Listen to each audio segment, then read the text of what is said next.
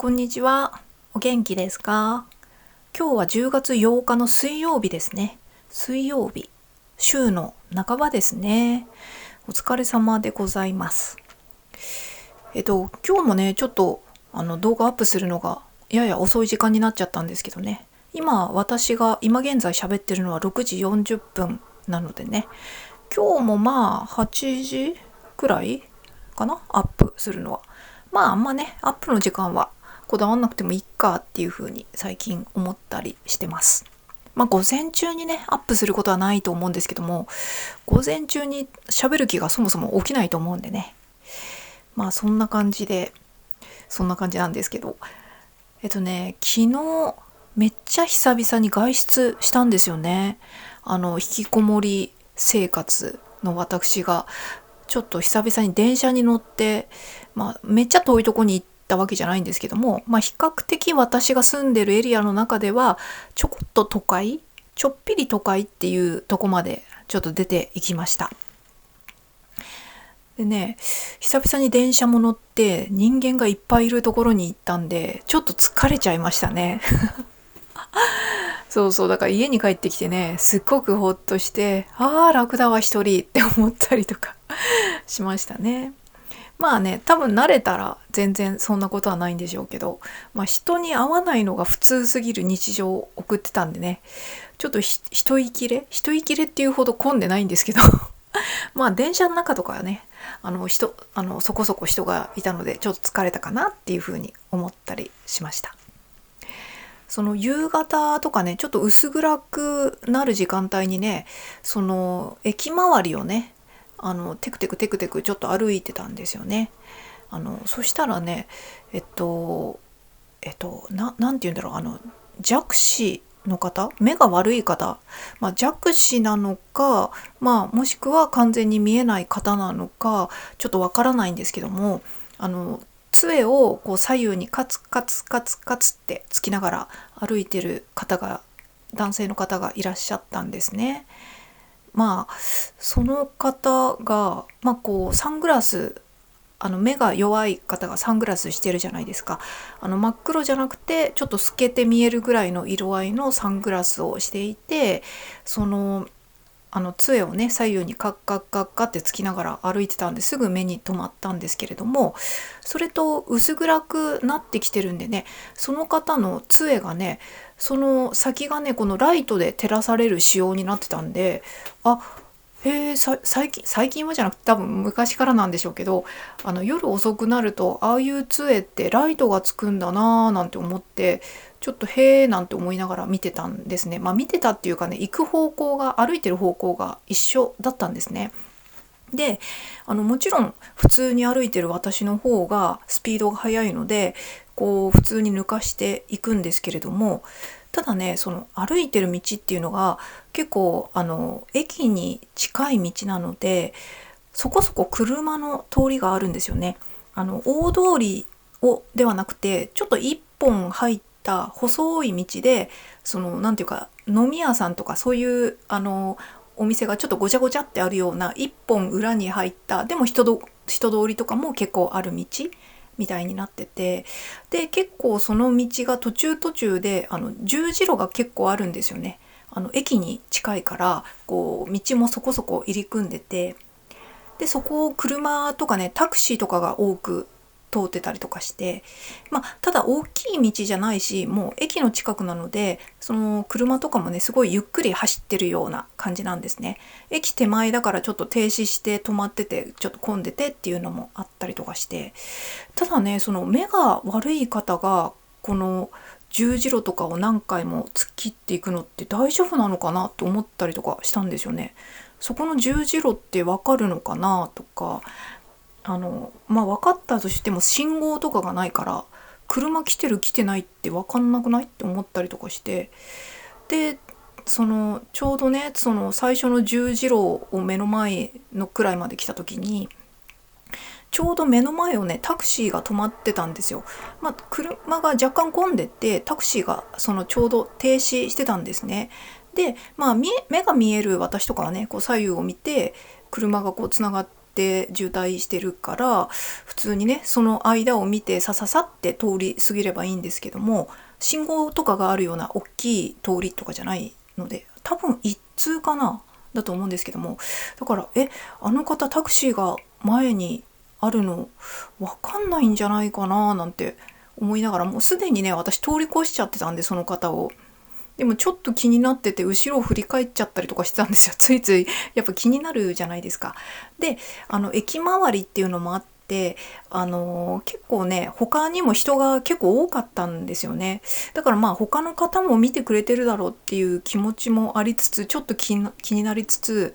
で、そしたらやっぱりね多分音というかね、空気の音とかで多分十字路に来たらねなんとなく分かるっぽくて、ちょっと止まったりとかスローダウンしながらそろそろ歩いてる感じが分かったんですよね。でも目の前にタクシーがもう停車しちゃってるんで、タクシーにはなんかあるだろうなくらいで気づいてるけど気づいてないのかちょっと分かんないんですけども、だからその杖がねこのタクシーにカッて当たっちゃったんですよね。でまあもちろんねタクシーの方もそういう目が不自由な方っていうのはもうすぐ分かるでしょうし、そもそもその方がちょっとずつ来てるっていうのを普通は気づいてると思うんで、特にそれで怒るとかね全然そういうんじゃないんですけども、でその方が普通になんか当たったっていうことで多分車って分かったと思うんですよね。それで普通に止まってて、でタクシーはこの前がつっかえてないのが治ったらゆっくりスーッと行っちゃったわけなんですけれども、それでちょっと車とかがのいた後にその方がまた普通にっていうかゆっくり歩き出して、またこの私と行く方向が同じだったんでね、道をタッタッタッタってカッカッカッカってやりながら歩いてきたんですね、私の後ろの方を。でまあ私以外にも人がいるから、人目があるからね、さすがになんか危なくなったら誰かあれかななんて思いつつも、ちょっとやっぱり気になっちゃうじゃないですか。なんか結構この道ねそういう信号とかあるわけじゃない、逆に細くてなんていうかそういう道だからこそ、逆になんか分かりやすいルールがなくて、信号とかねどうすんのかな、どうやって車来てる来てない分かんのかなみたいな感じで、それでなんかねついつい私もね歩を緩めてしまって、その方が次の十字路にかかる時になんかねつい声かけちゃって、大丈夫ですかみたいな感じで、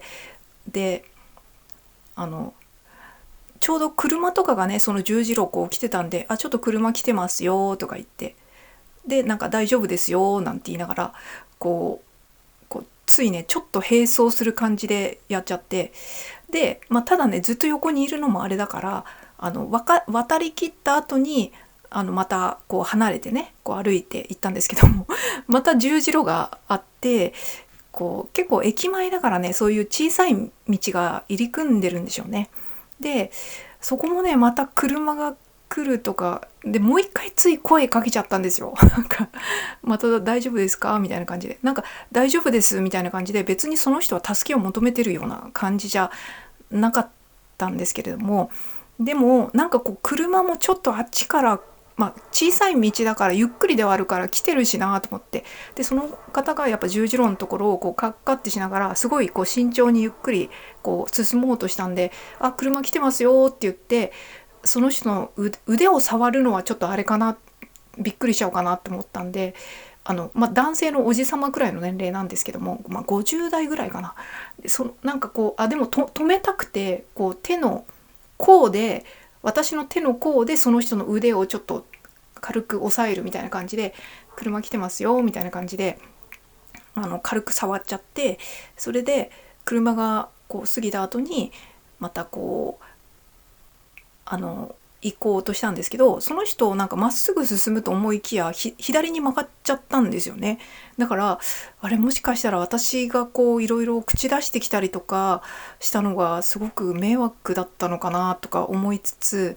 いやでもちょっと気になっちゃうしなと思って、でそれでそっち行くんだなと思ったんで、私もじゃあ気をつけてくださいねって言って別れたんですけれども、なんかなんかね、どうしたらよかったんだろうっていう風に結構その後こうテクテク進みながら考えちゃって、こう私と違う方向に曲がってったその人も目的地があるっていうより急に進路変更をしたような感じに見えたので分かんないですけど、だからもしかしたら普通に歩く練習をしてたのか分かんなくてちょっと分かんないですけど、もしくはこう人に話しかけられたくなかったのかなと思って、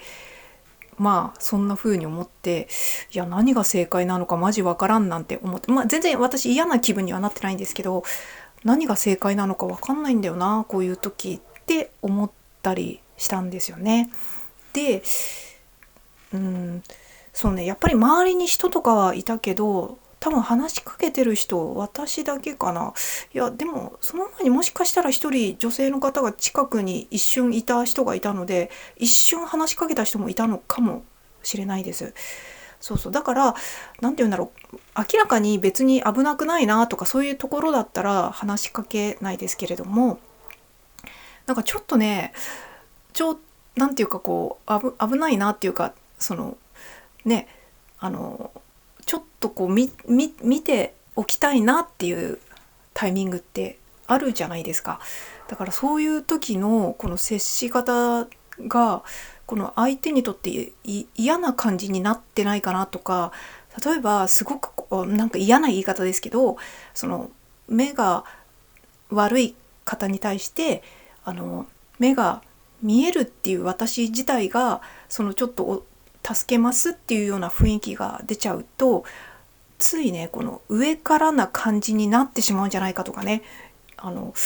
難しいなって思いましたね。ただそれを上からじゃなくっていうかこう、難しいですね。どうしたらいいんですかね。多分でも次回もそういう方がいたら、なんていうのかな、そういうの助けなきゃなんないとか助けない方がいいとかそういう問題じゃなくて、単純に私個人の問題で、私の気持ちが気持ち悪いからつい声かけたくなっちゃうっていうあれで声はかけちゃうと思います。それがね、その相手にとってすごくこう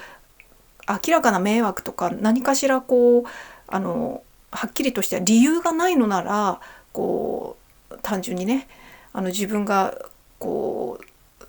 聖人君子っぽい感じになりたくてやってるわけじゃないんで、もちろん他の方もそんな人はまずいないでしょうけど、わざわざそんなめんどくさいことしてね。なのでなんかね、わかんないですよね。で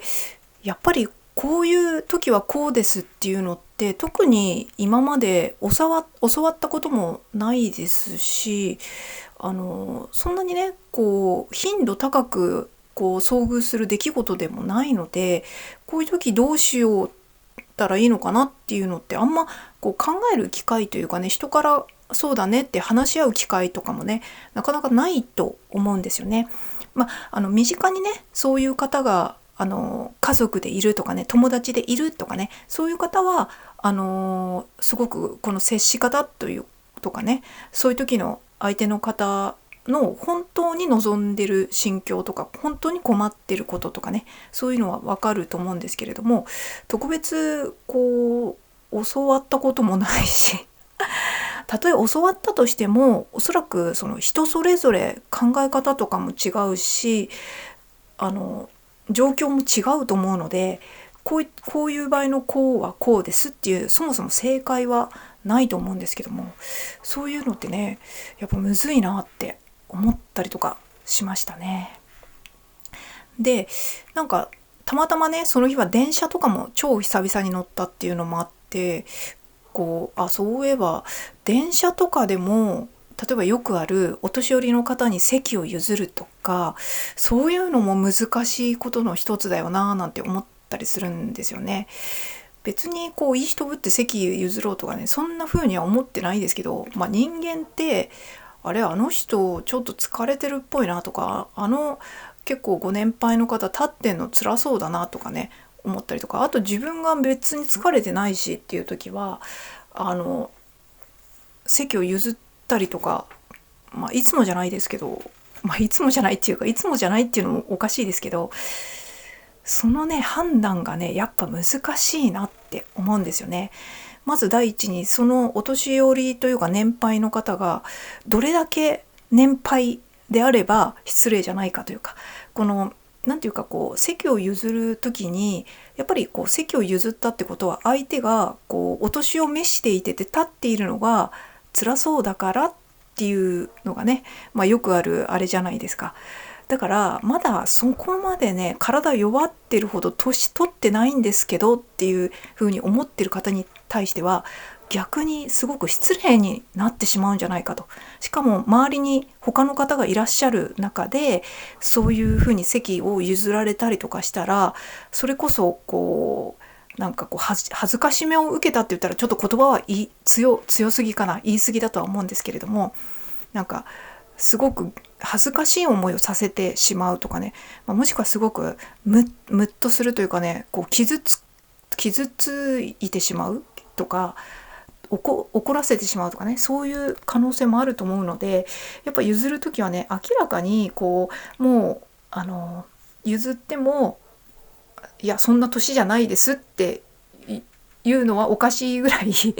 もうご高齢の方に譲るっていう感じですね。もしくはそこまでじゃなかったらなんかちょっと体がお辛そうですけど変わりますかみたいな感じで、なんかあなたが年だからじゃなくてちょっとなんかこう辛そうにしてますねみたいな、実際してたらなんですけど、そういう一言を添えて譲るようにはしてます。ただねそんなに私も譲る機会がないんですけど、そもそも今はね引きこもりなんで電車とか乗らないし、でやっぱね昔ね一回ねこう おばあ様にお席を譲ろうと思ってすぐ前とかじゃなくてね、ちょっと窓際じゃなくてなんかちょっと離れたところに立ってらっしゃったんですよ。私が一番端っこに座ってて満員でちょっとちらほら立ってる方がいてっていう感じで、その方に私が座ってるところから何メートルだろう、3、4メートルぐらい離れてたおばあ様にちょっとこう立って、多分ね座席のとこには貴重品じゃないなんか自分の荷物を適当に置いてタタタタってこう歩いてってよろしかったらお席どうぞっていう風に言ったんですけれども、そしたら普通結構ね無限に断られちゃってなんか大丈夫ですいいですみたいな感じでそういう時のどうぞって言った方の人間の恥ずかしさってあるじゃないですか。別にそんな恥ずかしいことをしたわけではないんですけれども、なんか断られると恥ずかしいっていうのはありますよね。それでなかなか譲りたいけど譲れないっていう心理っていうのはね結構多くの方は持ってるんじゃないかなっていうふうに思いますね。だからこうまず電車で席を特に目上の方に譲るときはちょっと譲るのにちょっと躊躇しちゃう理由が私には2つあって、まず1つ目譲っても相手の尊厳をね年齢的なね傷つけないようなちゃんとしたご高齢間違いなくご高齢の方であるかどうかっていうポイントと、あとはちょっとどうぞって言っていいですみたいなのとか言われたりとかした場合のちょっとこうなんていうか恥ずかしさっていうかね、ちょっとこう周りに人も見てるのでそのいたたまれなさというかね、その微妙な雰囲気空気感っていうのが結構こう耐えられないってほどじゃないけどちょっと恥ずかしいっていうかなんかこう微妙な感じになるじゃないですかあれが辛いっていうのはありますよね。そんな感じで今回のねこの目がちょっと悪いとか目が見えない方だったのか分かんないですけど、その方にちょっと会って道端でそういうことをね関連づけてね思い出したりとかしましたね。なんか今電車でお年寄りの話をしたんでちょっともう一個電車ネタで思い出したんですけど、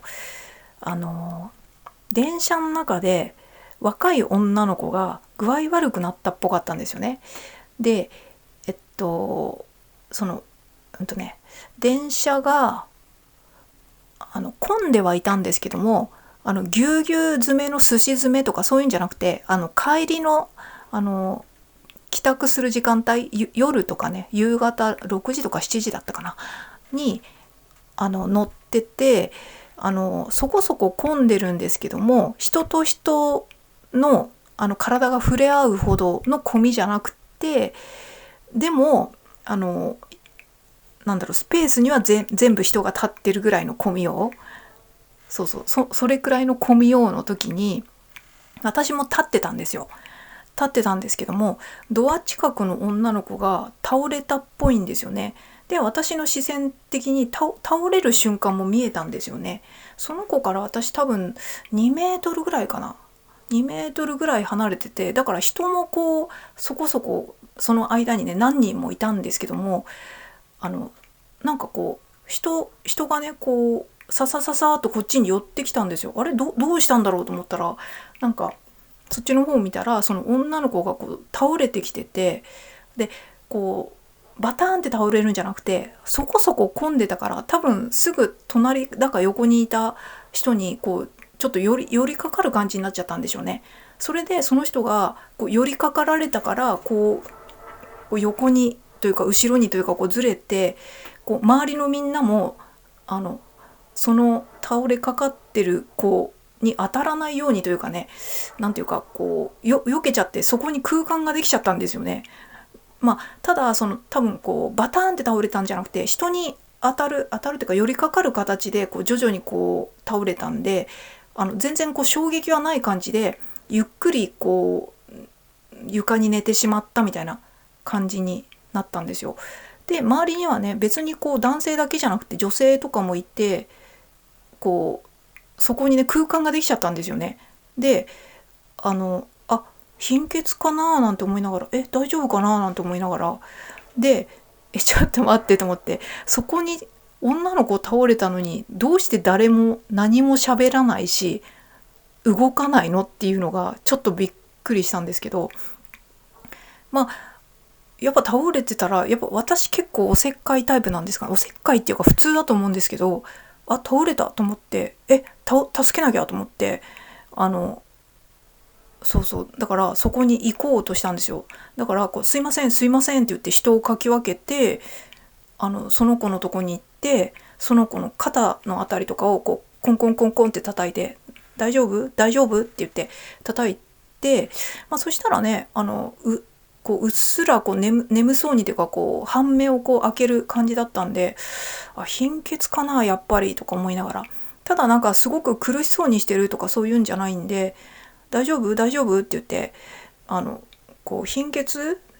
て言っても多分ね分かんないと思うんだけど、とにかくこう話しかけて、でもこう別に意識はねあるみたいだったんで、こう重篤な状況じゃないみたいなんで、とりあえずこう地べたにこう寝ちゃってるんで、こう手とか肩を持ってねこう起こしてあげて、そのドアのね端っこのところにこうちょっとこう引っ張って引きずってというかね、そこに座らせてあげて、大丈夫大丈夫って言って、次の駅で降りるって聞くんだけど、多分ねもうそういう時って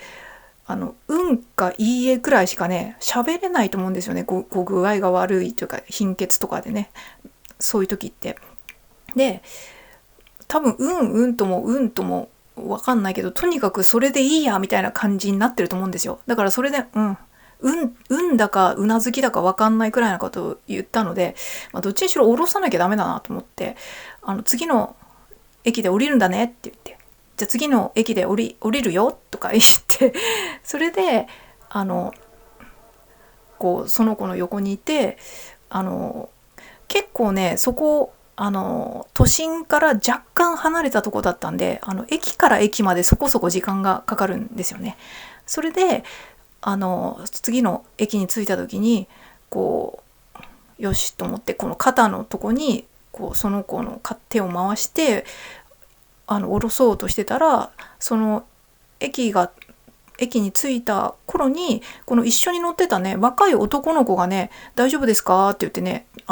手を貸してくれたんですよね。だからねその女の子を私一人でね運ぶことにはならず、そのこう両脇にね2人でその女の子を抱えてこうホームにね降りることができたんですよね。で、その子の降りる駅とその男の子は多分同じ駅だったのか、今から思うともしかしたら同じ駅じゃないのに善意で降りてくれたんかもしれないなって思ったんですけども、で降りたところにちょうど目の前にベンチがあったんで、その子を座らせて、で私どうしようと思ったんですけど、その子多分普通の貧血っぽかったんで、そんな重篤な感じじゃなくて、だったら私がここにいなくてももういいかなって思って、私ドアが閉まる前にまた電車に乗ってそのまま行っちゃったんですよね。だからその男の子がいてくれたから、その男の子に預けて、で今から思えば、その子ともうちょっと一緒にいてあげたらやっぱ良かったわと思いつつ、私も若干テンパってたっていうのもあるし、あと私もねちょっとその日めっちゃ疲れてたし、その次の日も早いしとかね、そういうのもあってもうその子大丈夫そうだな、ただの貧血っぽそうだなみたいな、そんな苦しげにもしてないしみたいなね、その子男の子に預けて、私はちょっとまたすぐ電車に乗ってしまって、今から思うと最後まで面倒見てあげればよかったなと思って、同じ女性だしね、そこはちょっと後悔したんですけど、ただこの人がこう倒れてる時に誰も何もしないっていうのは、なんか私が倒れてもきっとそうなんだろうなって思うと、ちょっとなんか悲しいわと思ったりとかしましたね。たまたまなのかな、周りにいた人が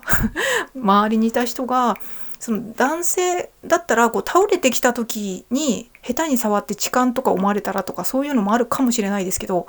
ただ明らかにね倒れてきてる人だったら、せめてね肩とかを支えてゆっくりこう座らせてあげるとかね、それとかはするべきだと思うし、最悪ねそれが難しかったとしたら、こう倒れてしまった後に口だけで大丈夫ですかとか言って、この周りにいる女性の方にちょっとこう触ってみてあげてくれませんかとか、こう他の人と話しかけて、周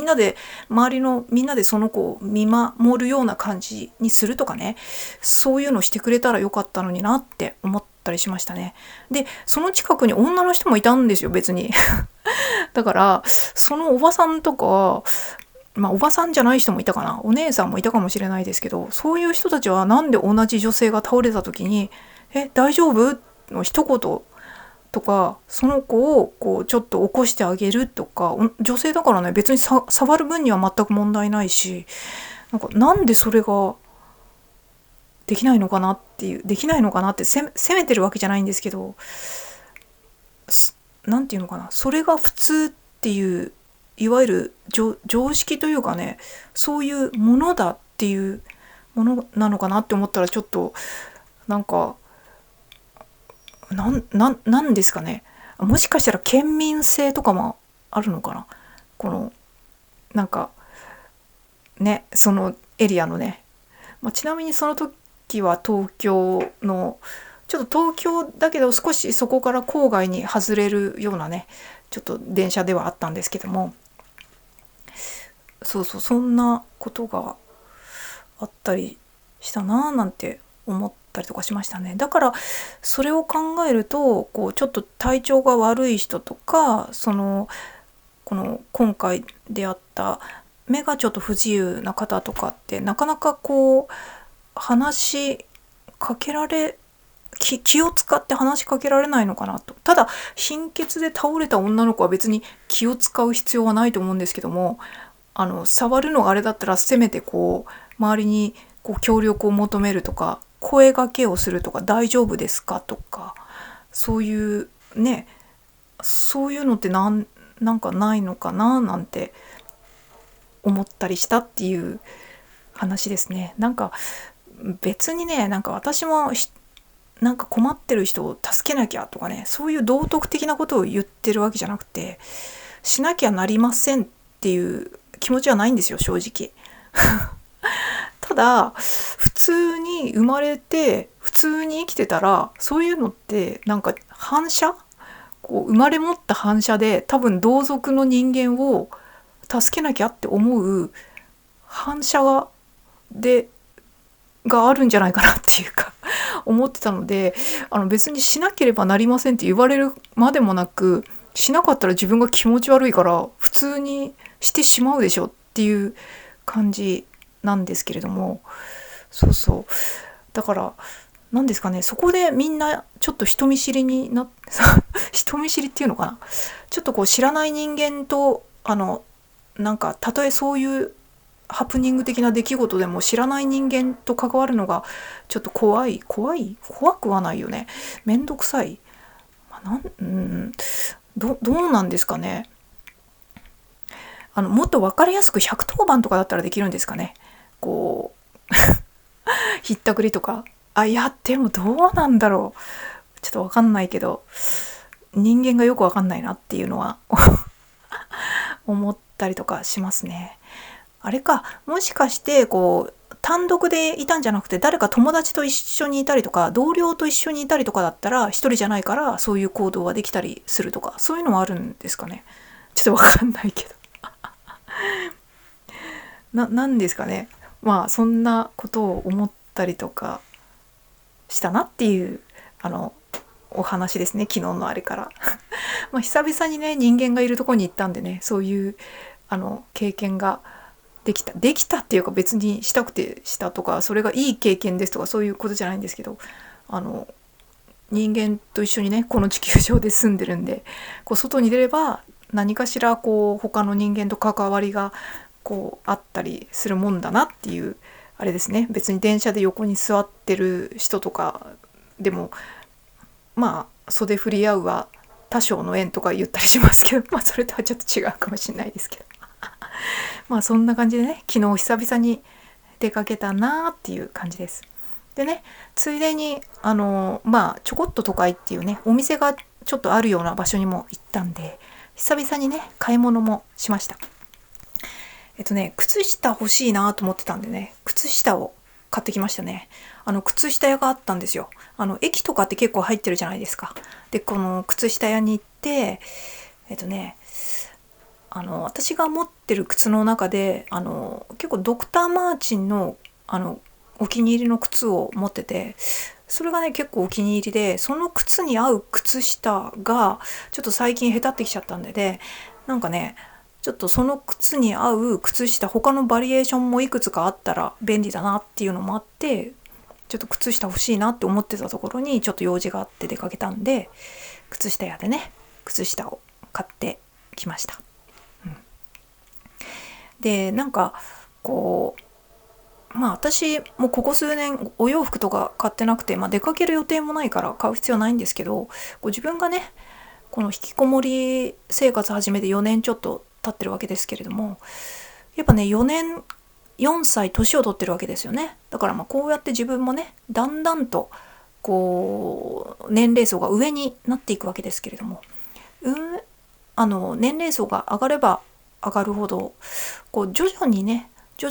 似合う服とかね、似合う色とかね、似合う素材とかがねだんだん変わってきますよね。だから私がね今持ってる服っていうのはね、みんな5年前とかねそれ以上に買ったお洋服なんですよ。だからその頃気に入ってた服とかも今着るとちょっとって思うのもやっぱ出てきちゃうんですよね。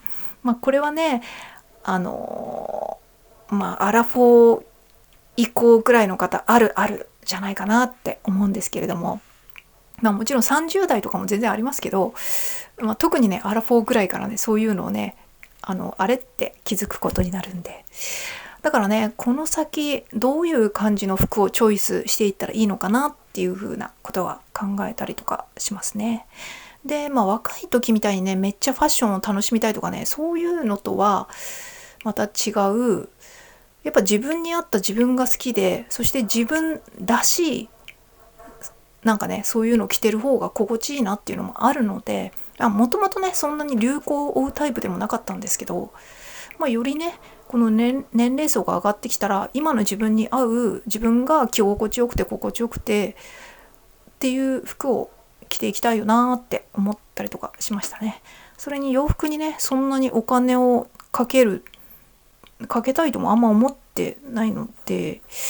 その場合私どこをねでも重点的に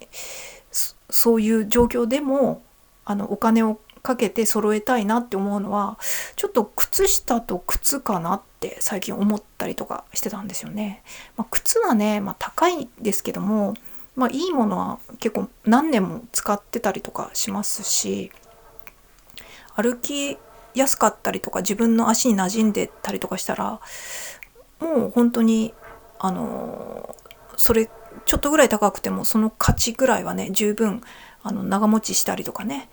用途もいろいろ使えたりとかしたら全然逆にコスパ良かったりするので、靴と靴下、あとそのボトムス、そのズボンとか、スカート、私あんまスカート履かないですけど、そのズボンとか靴下スカートのバランスのところに重点を置いておしゃれするんだったら、そこを清潔感と綺麗とっていうのは靴を磨いてるとかね、そういうのね。靴下とかもちょっと靴とのこのバランスとか相性がいいものとかね、その裾の長さと靴下のチラ見え具合とかね、その辺はちょっと気をつけたいというかね、こだわりたいポイントだろうなっていうふうに思ったりとかしましたね。そこにはお金かけたいから、靴下はねある程度バリエーションこれからは揃えていこうかななんて思ったりとかしました何の話だって感じなんですけど、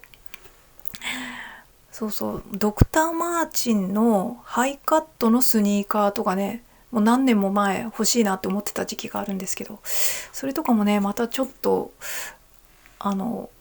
欲しいなって思ったりしますね。あとドクターマーチンで他にも欲しいデザインはあったりとかするんですよ。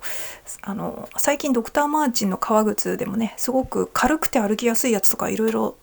あるので、なんか好きなんですよね。そういうのを今度ご褒美に買いたいなっていうふうに思ったりしましたね。歩きやすくて使い勝手のいい靴っていうのはね、ある程度お金をかけても逆にコスパはいいものになるので、靴はね私結構オイルクリームでね結構磨くのが好きっていうかね、そこはこだわりたいと思ってるポイントで、靴はね履きながらこまめにオイルを塗りながらいい感じに仕上げていって、いい味を出したいと。でそこはね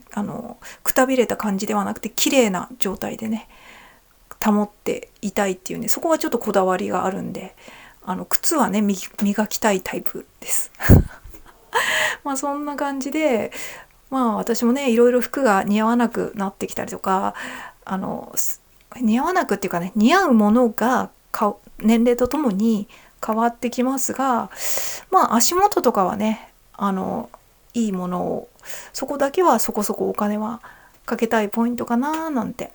思ったりとかしたよっていうお話でございました。そうね、特徴を出すのは結構そこにしたいっていう気持ちもあるかな。結構上のトップスとかはすごくシンプルなものとかを着たい気がするし、あんまりヨロヨロしたものだとあれだから、別に高くなくても着心地が良くて清潔感があってっていう、でもあんま安すぎても素材感が出るからちょっとあれなんですけど、いいものを長く着れたらいいかなっていうふうに思うので、そういう賢いお買い物と、賢いっていうかね、いいものに出会えたら嬉しいなっていうふうに思いますね。今あんま服が欲しいっていう洋服欲もないんですけども、靴と靴下欲はちょっと出てきたんでね、引きこもりだった私からすると良い傾向かなって思いますね。良い靴を持てば良いところに連れてってくれるっていうね私が高校生の時に流行ってた漫画の花より団子の漫画のセリフでありましたけどそういう感じで、靴は良いもの、靴と靴下はいいものを持ちたいななんて思った今日この頃の48歳の今日この頃でございました。ということで、それではまた。